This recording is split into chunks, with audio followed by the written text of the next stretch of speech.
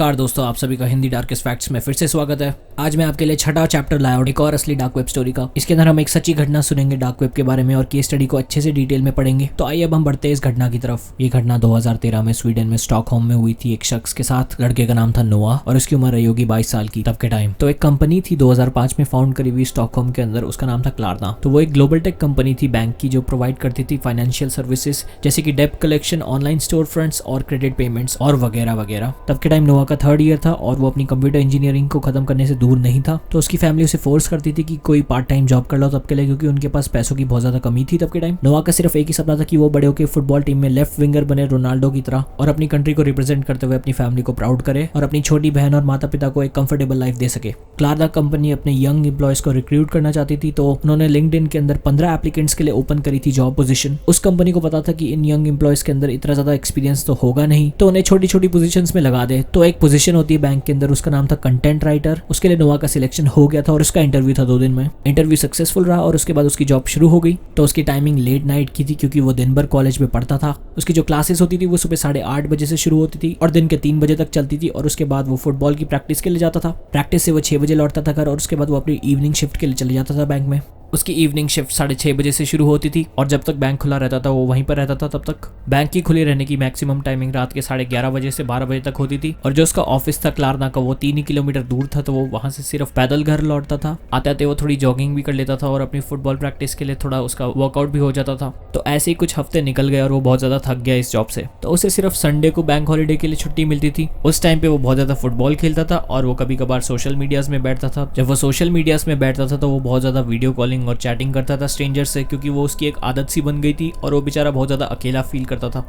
तब के टाइम एक वेबसाइट चलती थी लोकल स्वीडिश, जिसके अंदर आप स्ट्रेंजर्स से मिल सकते हो और उनके साथ आप हैंग आउट कर सकते हो। वो बहुत ज्यादा अजीब थी ऐप, क्योंकि उसके अंदर आप स्ट्रेंजर्स के साथ रियल में इंटरेक्ट कर सकते थे और आप एक तरह से ऑपोजिट जेंडर्स के साथ डेट पे भी जा सकते थे। तो नोआ वहां पर गया उस वेबसाइट के अंदर और वो थोड़ा लोनली फील कर रहा था, तो वो अपने लिए गर्लफ्रेंड ढूंढ रहा था। तो उसने स्टार्टिंग फ्रेंडशिप से करी और उसने ढूंढे बहुत सारे फ्रेंड्स। उसने कम्युनिटी ग्रो करी अपनी वहां पर और बहुत सारे दोस्त बनाए अपने। तो वो बहुत ज्यादा पैरानॉइड था। इसका ये मतलब होता है कि उसके अंदर एक बहुत ज्यादा डर था कि किसी से सही में मिलने का, क्योंकि उसे सिर्फ टेक्सटिंग में इंटरेक्शन ज्यादा अच्छा लगता था, क्योंकि वो बहुत ज्यादा शांत बच्चा था। पर वो एक लड़की से मिला वहां पर, उसका नाम था एंजेलिना। उसने अपने बायो में मॉडल डाल रखा था और एक बहुत सुंदर फोटो लगा रखी थी अपने फोटोशूट से, और उसकी उम्र 21 साल की थी। शुरुआत में नोआ उसकी तरफ आकर्षित हो गया था और उसने अपनी फ्रेंडशिप को बढ़ाकर रिलेशनशिप में बदल दिया था और दोनों ने 1 हफ्ते के बाद मिलने का फैसला कर दिया था एक दूसरे से। तो पहले तो एक दूसरे के बीच ये डिसाइड हो रहा था कि कौन कहां पर मिलेगा। तब फाइनली नोआ ने डिसाइड करा कि वो अपने घर का एड्रेस दे दे। पर मैं आप सभी को एक बात बताना चाहूंगा, उसने ना तो आज तक कभी कॉल करी उस लड़की से, ना उससे कभी वीडियो कॉल पे बात करी। सिर्फ फोटो देखी एक, वो भी जो प्रोफाइल पिक पे लगी थी वही फोटो है। उन्हें इंटरनेट पे मिले हुए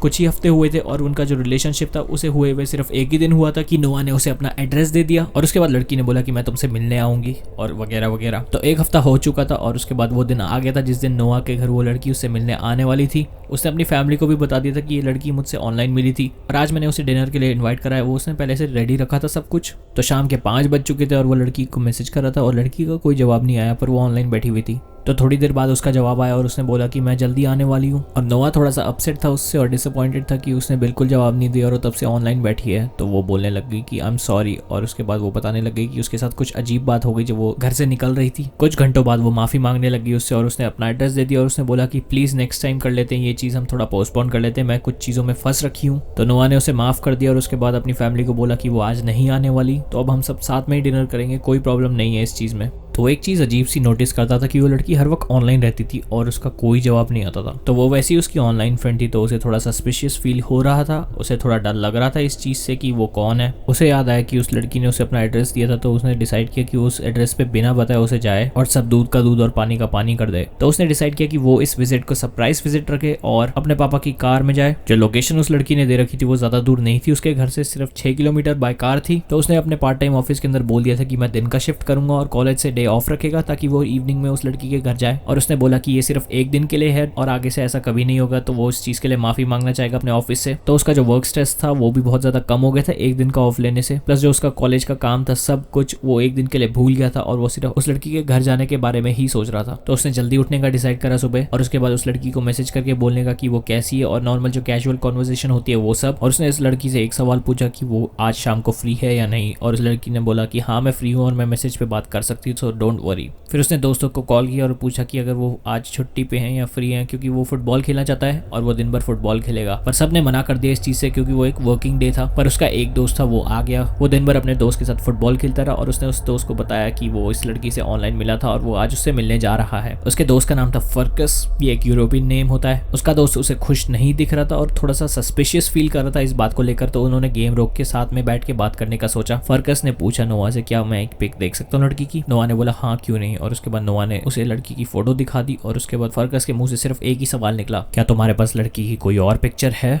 नोआ ने बोला नहीं मेरे पास ऐसी तो कोई फोटो है नहीं, पर मैं आज उसे सामने से देखने वाला हूँ तो सारे डाउट्स क्लियर हो जाएंगे। फर्कस उसे थोड़ी देर तक घूरता रहा और उसके मुंह से सिर्फ एक ही वर्ड निकला, कैटफिश। नोआ को ये वर्ड समझ में नहीं आया और मैं आपको बताना चाहूँगा कि 2013 में ये वर्ड बहुत ही ज़्यादा नया था। कैटफिश का मतलब अगर आपको नहीं पता तो मैं बता देता हूँ एक बार आप सबको। कैटफिश दरअसल एक अर्बन डिक्शनरी का वर्ड है जिसे ऑनलाइन बहुत ज़्यादा यूज़ करा जाता है। इसका मतलब ये होता है कि जो बंदा है वो किसी फेमस सेलिब्रिटी की फोटो को अपनी प्रोफाइल में लगा के एक इम्पर्सनेट अकाउंट बनाता है जिसमें वो अपने आप को क्लेम कर रेडी हो गया एक अनवांटेड अननोन स्ट्रेंजर डेट के लिए। उसके बाद उसने अपने पापा से चाबी मांगी और वो स्टार्ट करके गाड़ी निकल पड़ा था उस एड्रेस की तरफ जो लड़की ने उसे दिया था। उसने आधा रास्ता पार कर लिया था और उसके बाद एक स्ट्रीट आई थी, वहां से उसे लेफ्ट लेना था। उस स्ट्रीट की कुछ अलग ही बात थी। उस स्ट्रीट के अंदर सारे अजीब से लोग थे नशेड़ी से। वहां की जो कॉलोनीज थी वो बहुत ज्यादा अजीब सी थी, तो उसने डिसाइड करा कि वो किसी से सड़क पे पूछ ले। रेड लाइट की तरफ जाते ही दो लोगों को उसने आवाज दी और उससे पूछा कि ये एड्रेस कहाँ पर पड़ेगा। आदमी ने जोर से उसकी खिड़की पे घुसा मारा और उसके बाद वो गुस्से में थे और उसी बीच नोआ ने अपनी गाड़ी को जोर से भगा लिया और वो बहुत ज्यादा डर गया था, पर वो अब बैकआउट नहीं कर सकता था और उसने डिसाइड करा कि वो एड्रेस की तरफ जाएगा। जैसे तैसे करके उसने हर गली को चेक करके उस लड़की का फाइनली हाउस ढूंढ लिया था। जब उसने घर को देखा तो वो बहुत ज्यादा अजीब सा था। दीवारें बहुत ज्यादा गंदी थी अपार्टमेंट की और उसने डिसाइड करा कि वो अब सीढ़ियां चढ़ेगा। उसने जैसे ही दरवाजे को नॉक करा तो एक आदमी बाहर आ गया और उसकी आंखें फटी की फटी रह गई। वो बंदा बहुत ज्यादा नशे में था और उसने खुशी से उसका स्वागत करा और उसने बोला कि हाँ मुझे पता है कि तुम एंजेलिना के लिए आए हो, बैठ जाओ। तो वो थोड़ी देर तक एक दूसरे को घूरते रह गए और वो बंदा हंसते हंसते उसकी तरफ देख रहा था और कह रहा था एंजेलिना आने वाली है, प्लीज उसका वेट करो। तो वो एंजेलिना को मैसेज कर रहा था और पूछ रहा था कि कहाँ हो तुम, तब से ऑनलाइन बैठी और मुझे दिख नहीं रही कहीं यहाँ पर, तुमने मुझे कहाँ भेज दिया।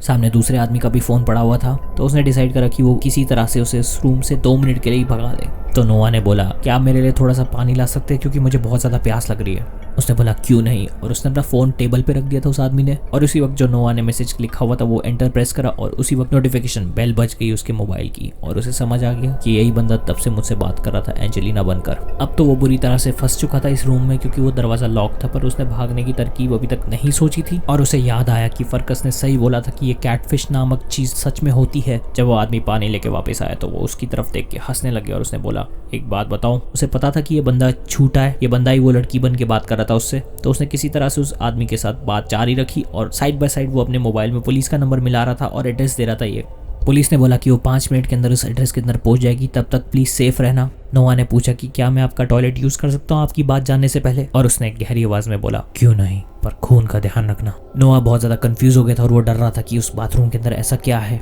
पर उसे याद आया कि उसे किसी भी तरह से 5 मिनट निकालने ताकि पुलिस आके इसे पकड़ ले। तो नोआ ने डिसाइड करा कि वो जाए बाथरूम की तरफ। जैसे ही वो बाथरूम के अंदर गया तो वहां पर उसे एक बाथटब दिखा, उसके अंदर पूरा खून भर रखा था और नोआ बहुत ज्यादा डर गया था। जैसे ही उसने पीछे मुड़ के देखा तो वो आदमी उसकी तरफ था और वो चाकू लेके उसकी तरफ आ रहा था और वो जोर से उसकी तरफ कूदा। पर नोआ के अंदर फुर्तीलापन बहुत ज्यादा था क्योंकि वो फुटबॉल खेलता था, तो उसने आराम से उसे ओवरटेक कर लिया। थोड़ी देर बाद पुलिस आ गई और उसने अरेस्ट कर लिया उस आदमी को। और फिर पता लगा नोआ को बाद में कि वो आदमी पहले ही 4 लोगों का मर्डर कर चुका है और वो एक साइकोपैथ है जो जेल से भाग गया था। अगर वो उस वक्त पुलिस को नहीं बुला लेता तो पता नहीं क्या हो जाता उसके साथ, वो भी उस कैटफिश का शिकार हो सकता था।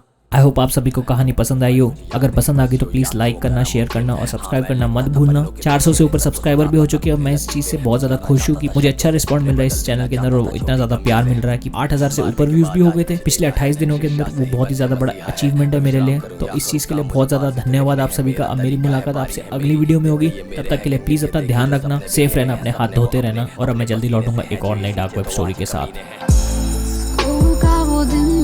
आज भी तो याद है, याद है, याद है, याद है। आज भी जो साथ है वो स्कूल वाले यार है, यार है, यार है, यार है। स्कूल का वो दिन आज भी तो याद